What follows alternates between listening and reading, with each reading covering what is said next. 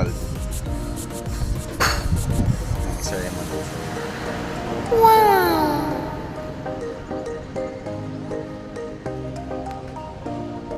At yan guys,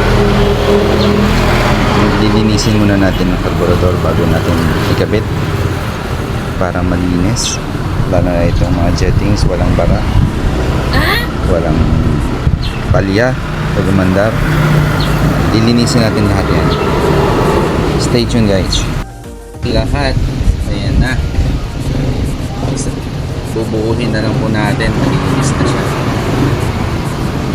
Na yung kanina yung carb, yung ating nilinis na carb, mukha na siyang bago ngayon. Ngayon mukha na siyang bago at nalinis natin lahat guys.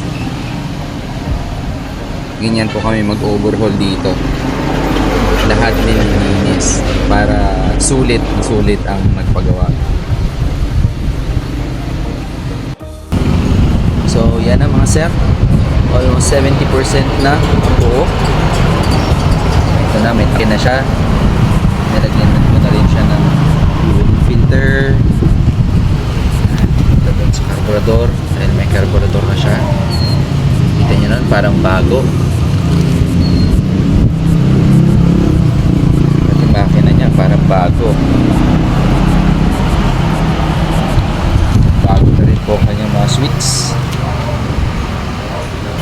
Pati handlebar bago rin.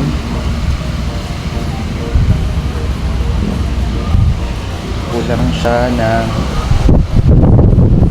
engine cover.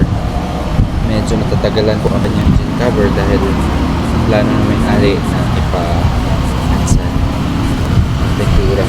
Kaya medyo mag-aantay kami ng araw para po dahil walang cover. Okay guys, maraming salamat sa inyong pagsubaybay.